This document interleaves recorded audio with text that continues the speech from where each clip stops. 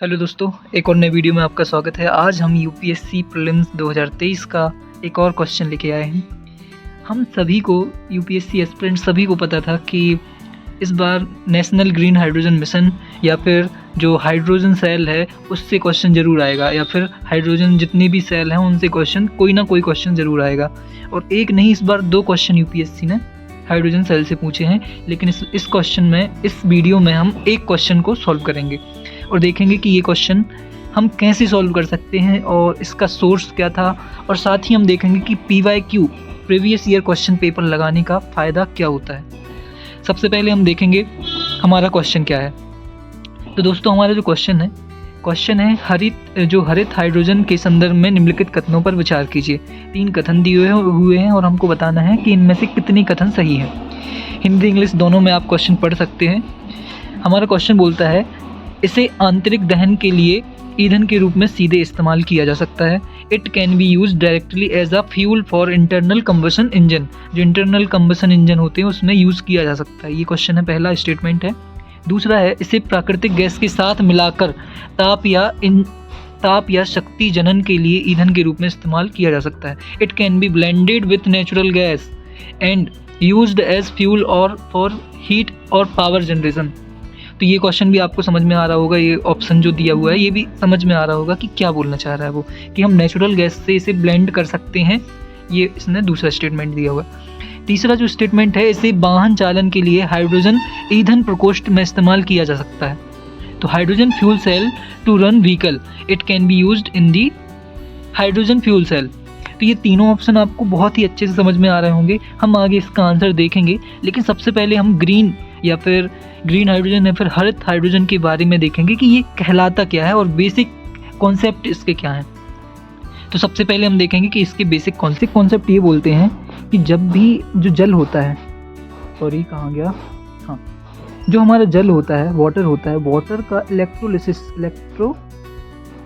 किया जाता है, या फिर जो विद्युत अपघटन किया जाता है, और उस विद्युत अपघटन के द्वारा जो ऑक्सीजन होती है उसको रिलीज कर दिया जाता है इन्वायरमेंट में, वायुमंडल में। और हाइड्रोजन जो होती है, हाइड्रोजन गैस जो हमको प्राप्त होती है, उसको हम स्टोर करते जाते हैं कुछ इस प्रकार के सिलेंडर्स में, ऐसे सिलेंडर्स में उसको स्टोर करते जाते हैं। और ये जो तरीका है, क्योंकि यहाँ पे किसी भी प्रकार का इन्वायरमेंट को लॉस नहीं हो रहा है, इसलिए इस तरीके को हम बोलते हैं, इस तरीके से जो हाइड्रोजन प्राप्त होती है उसे हम ग्रीन हाइड्रोजन प्राप्त बोलते हैं। क्योंकि यहाँ पे किसी भी प्रकार से इन्वायरमेंट को कोई भी लॉस नहीं हो रहा है, इसलिए ये ग्रीन हाइड्रोजन है। तो ये बेसिक कॉन्सेप्ट है हमारा कि वाटर को इलेक्ट्रोलिसिस करेंगे और हाइड्रोजन और ऑक्सीजन में तोड़ेंगे, और हाइड्रोजन को हम क्या करते जाएंगे, स्टोर करते जाएंगे, और जो हाइड्रोजन प्राप्त होगी उसे हम ग्रीन हाइड्रोजन कहेंगे। तो इतना आपको बेसिक कॉन्सेप्ट समझ में आ गया होगा कि ग्रीन हाइड्रोजन क्या कहलाता है। अब हम देखेंगे कि इसका आंसर हम कैसे देंगे। तो अगर आपने नहीं भी पढ़ा है, अगर आपने ग्रीन हाइड्रोजन को नहीं पढ़ा है, उसके बाद भी आप इसका आंसर दे सकते हैं। क्योंकि यहाँ पे तीनों ऑप्शन में आप देख सकते हैं वर्ड यूज हो रहा है सकता है, और यहाँ पे इट कैन बी यूज्ड हो, it can be blended, it can be used, ये तीनों में ये वर्ड यूज हो रहा है।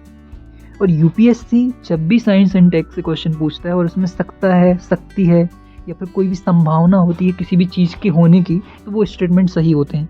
क्योंकि साइंस एंड टेक में कोई भी चीज़ असंभव नहीं है, कुछ भी हो सकता है। साइंस में कुछ भी हो सकता है।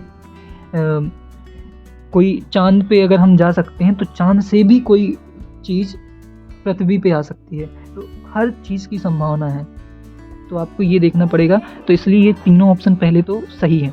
अब हम देखेंगे कि जब तीनों ऑप्शन सही हैं तो हमारा जो आंसर होगा वो आंसर होगा हमारा ऑल थ्री या फिर सभी 3। इसका आंसर सी होगा, और इसको हम कैसे भी सॉल्व कर सकते हैं, इसका आंसर सी होगा। फिर इसके बाद हम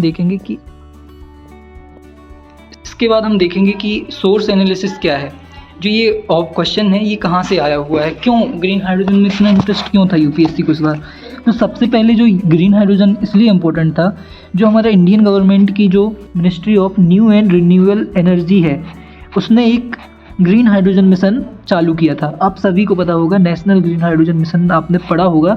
और उसके अंतर्गत जो उसके जो की स्टेटमेंट या फिर की पॉइंट थे, या फिर जो हमारे लक्ष्य थे, वो ये थे कि हमें ग्रीन हाइड्रोजन से की उत्पादकता को बढ़ाकर और उसका यूज़ करके हमें अपनी जो एनर्जी सिक्योरिटी को बढ़ाने के लिए हमने ये ग्रीन हाइड्रोजन मिशन चालू किया था। जो एनर्जी सिक्योरिटी हमको कैसे मिलेगी? एनर्जी सिक्योरिटी हमें मिलेगी एक ऐसे ऑप्शन को लेकर जिससे पर्यावरण प्रदूषण ना हो, जिससे इन्वायरमेंटल लॉस हमको ना हो, और वो ऑप्शन हमको मिल सकता है जो हाइड्रोजन गैस होती है उसकी ग्रीन हाइड्रोजन से हमको ये ऑप्शन प्राप्त हो सकता है। तो इस प्रकार से आप देख सकते हैं कि ये देखिए इंडियन एक्सप्रेस में इसका दिया हुआ ग्रीन हाइड्रोजन मिशन आप सभी ने पढ़ा होगा। आप चाहें तो किसी और कोचिंग इंस्टीट्यूट के नोट्स भी देख सकते हैं, वहाँ पे भी ग्रीन हाइड्रोजन मिशन को बहुत अच्छे से समझाया गया है। अब हम देखेंगे कि इम्पोर्टेंस PYQ की इम्पोर्टेंस क्या है। What is importance of PYQ? तो प्रीवियस ईयर क्वेश्चन पेपर जो होते हैं हमारे, वो हमको बताते हैं कि हमको क्वेश्चन कैसे सॉल्व करना है। अगर आप साइंस एंड टेक के 20 साल के क्वेश्चन पेपर सॉल्व करें और आप उसमें देखें कि जितने भी क्वेश्चन हैं और उनमें सकता वर्ड यूज़ हुआ है, फिर कैन बी वर्ड यूज़ हुआ है, तो वो सारे स्टेटमेंट सही हैं। वो सारे स्टेटमेंट सही हैं। 20 साल के क्वेश्चन पेपर आप उठा लीजिए और ऐसे क्वेश्चंस को सॉल्व करने की कोशिश कीजिए, तो आपको समझ में आ जाएगा कि इस टाइप के क्वेश्चन में आपको कुछ नहीं करना होता है, आपको ऑल स्टेटमेंट सही कर देने होते हैं और आपका क्वेश्चन सही हो जाता है। तो बिल्कुल इसी हिसाब से आप पढ़ाई करिए और PYQ सॉल्व करिए और जुड़े रहिए मेरे साथ। ऐसे ही नए वीडियो मैं आपके लिए लाता रहूँगा। मिलते हैं अगले वीडियो में, तब तक के लिए पढ़ते रहिए। ध्यान रखिए अपना। धन्यवाद।